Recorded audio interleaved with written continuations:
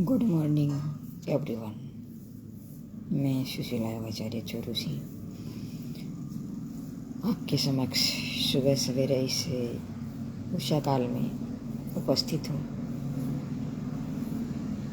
मेरे YouTube channel और Facebook channel के सभी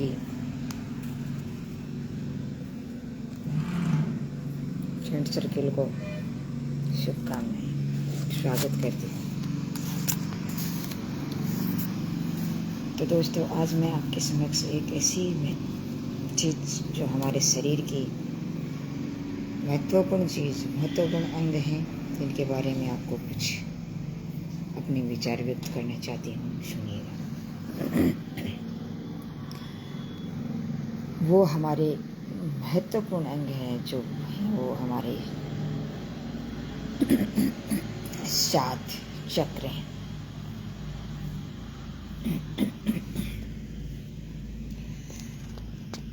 वो चक्र हमारे जीवन में बहुत ही महत्वपूर्ण होते हैं, क्योंकि हमारे जो चक्र हैं उन चक्रों के माध्यम से ही हमारी जो प्राणवायु है और हमारा जो ब्लड है और हमारा जो भी सब कुछ है वो इधर से ही गुजरता है।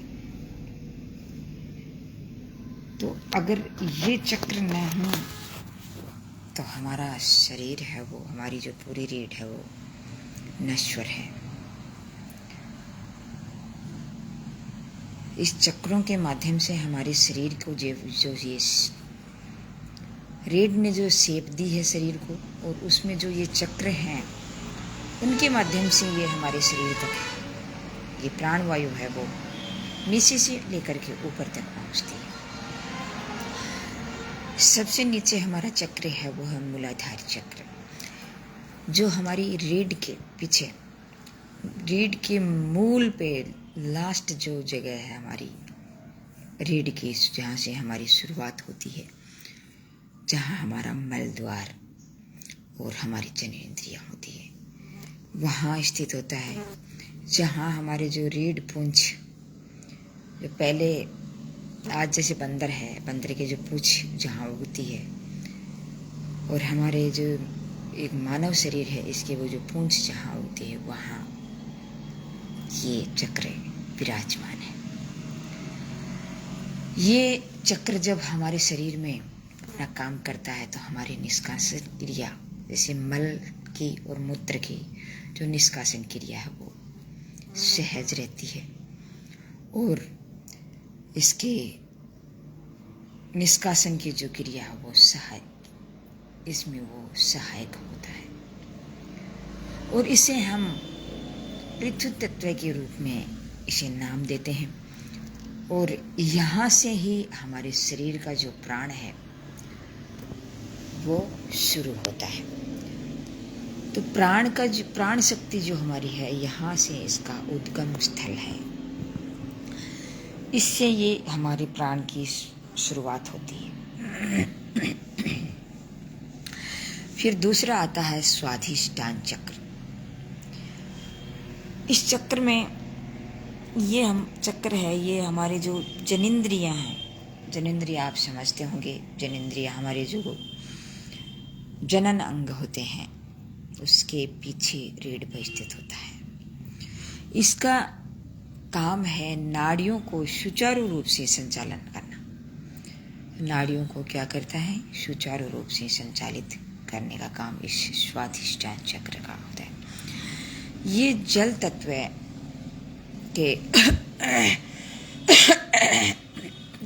के रूप में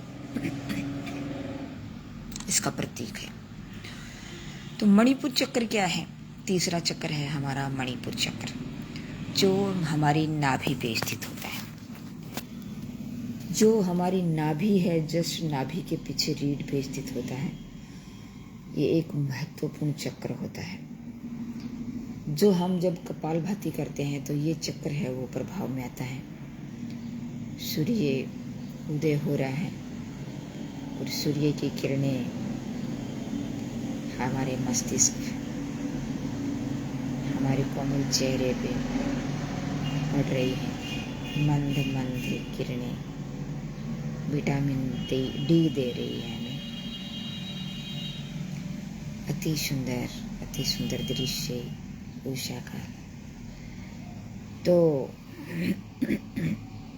नाभि पे हमारा जो मणिपुर चक्र है ये विराजमान होता है और इसे हम मतलब संभाल के रखने का हमें ज़रूरत होती है। कपालभाति करते हैं, हम कहते हैं, बाबा रामदेव जी भी कहते हैं, भारतीय योग संस्थान के सभी जो हमारे महामंत्री हैं वो कहते हैं कि केवल मात्र एक कपालभाति करने से हमारा शरीर है वो स्वस्थ हो जाता है। क्योंकि हमारा जो यहाँ का जो मणिपुर चक्र है, यहाँ हमारे मणिपुर चक्र में एक प्राण का भंडार होता है। क्योंकि यहाँ प्राण है वो इकट्ठे रहते हैं और इसे हम अग्नि तत्व का, ये अग्नि तत्व का प्रतीक होता है।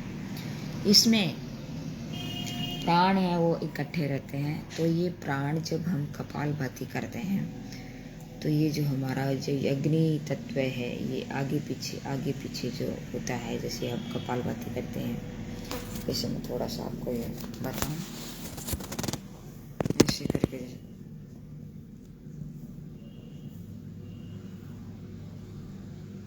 ऐसे ये करते हैं तो हमारे ये प्राण तत्व पर बहुत ज़्यादा प्रभाव पड़ता है, मणिपुर चक्कर पर बहुत ज़्यादा प्रभाव पड़ता है।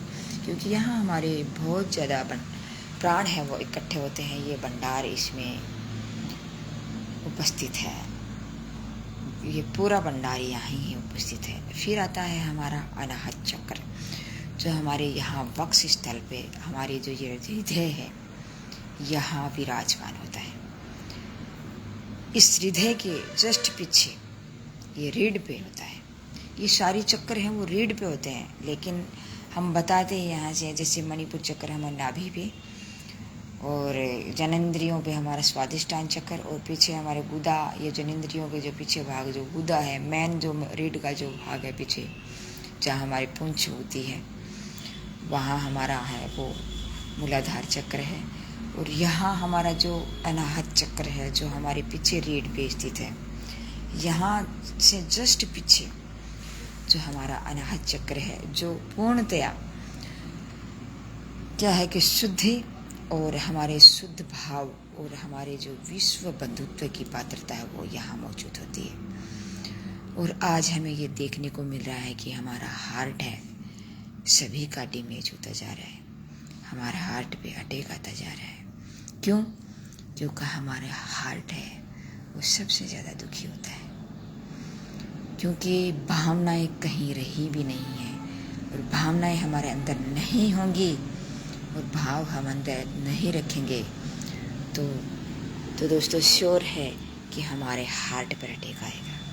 क्योंकि हार्ट पर जब हम हार्ट को दुखी करेंगे, हमारे जो भगवान ने हमें इस शरीर दिया, इस शरीर पे जो हार्ट दिया है, इस हार्ट पे हम जैसे इसको दुखी करेंगे तो हार्ट अटैक आएगा। हार्ट अटैक आएगा तो तुरंत हमारा शरीर है वो ख़त्म हो जाएगा। तो इस हार्ट को बचाने के लिए हमें योग जरूरी है। हार्ट में हमारे अच्छे या बुरे भाव यहाँ आते हैं। मन जैसे बाहर से उद्वेलित होता है, मन दुखी होता है, हमारा मन, हमारा हार्ट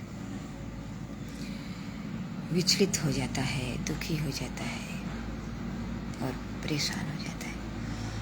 तो क्यों करते हो इस अपने हार्ट को दुखी?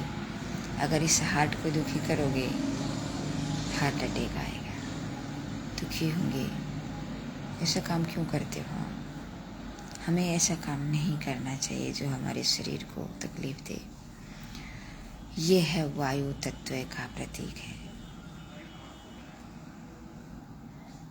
क्योंकि ये चक्र हैं जो मैं बता रही हूँ आपको। पृथ्वी तत्व है, प्राण तत्व है, वायु तत्व है, जल तत्व है, ये सभी तत्व है, इससे हमारा शरीर बना है। और इन्हीं पे ये पांचों तत्व है, ये काम करते हैं और पांचों चक्रों पे ये काम करते हैं। फिर आता है हमारा विशुद्धि चक्र। विशुद्धि चक्र हमारे यहाँ से जस्ट पीछे हमारे जो बुद्धि जिसे हमारे यहाँ बोलते हैं, हमारे गर्दन के जस्ट पीछे विशुद्धि चक्र होता है। जब यहाँ प्रॉब्लम, अशुद्ध चक्र में जब प्रॉब्लम आ जाती है, हमारे माइंड पे, हमारी आँखों पे, हमारी नाक पे, हमारी जीभ पे और हमारे ये जो भी आज्ञा चक्र है, या आज्ञा चक्र यहाँ से जो पीछे जस्ट पीछे यहाँ बिंदी लगाते हैं, इससे थोड़ा सा मतलब आज्ञा चक्र है वो थोड़ा सा जैसे 1.5 इंच अंदर की तरफ होता है उस पे।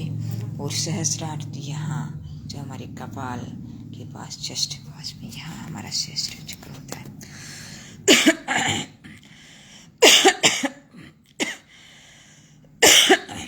तो विशुद्धि चक्र की बात चल रही, तो विशुद्धि चक्र है हमारे कंठ के जो पीछे रीढ़ में होता है। ये पूर्णतः शुद्ध और दूरगामी तरंगों को ग्रहण करता रहता है। इसके ग्रहण करने की क्षमता है वो बहुत ही ज़्यादा होती है और ये आकाश तत्व का प्रतीक होता है। फिर आता है हमारा आज्ञा चक्र।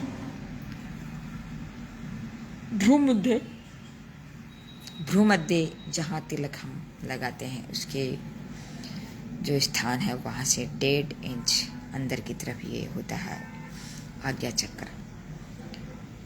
इसको ये हमारे शरीर का एक केंद्र बिंदु है जिससे सारे निर्देश और सारी सूचनाएं यहाँ से जाती हैं।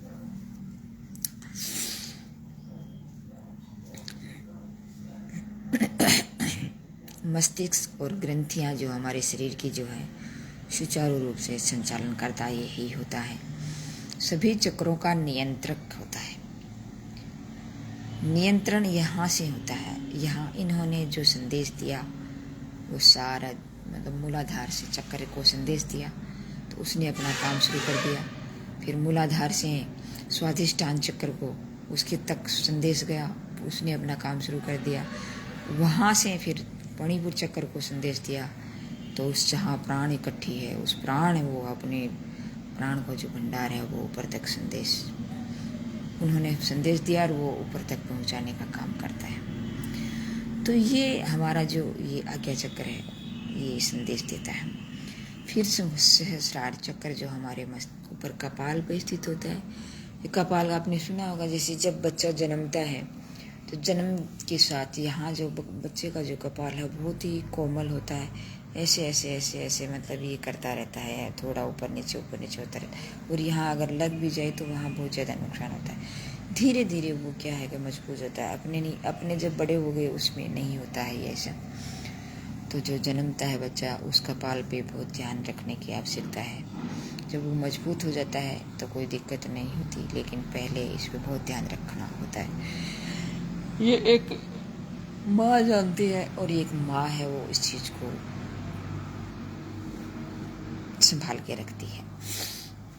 जो ये सहस्रार चक्र है वो आनंदबोधक होता है। यहाँ से हमें आनंद की अनुभूति होती है, आनंद का बोध करवाता है। तो इन चक्रों को हमें ध्यान में रखते हुए इन चक्रों पे अपना काम करें तो हमें स्वस्थ होने से कोई नहीं रोक सकता। हम अपना काम है वो इस शरीर की जो क्रिया है वो सुचारू रूप से कर सकते हैं, लेकिन इसको पहले ठीक रखना बहुत ज़रूरी होता है। क्यों? इन पे हमारा पूरा शरीर है वो टिका हुआ है। रीढ़ हमारी शरीर की जड़ है। इस जड़ पे अगर कोई नुकसान होता है, हमारी तंत्रिका तंत्र पे जो हमारे कोई नुकसान होता है, हमारी स्नायु प्रणाली पर जो अगर कोई प्रॉब्लम होती है तो हमें बहुत तकलीफ होती है। तो इसको बचा के रखें। जय हिंद, जय भारत।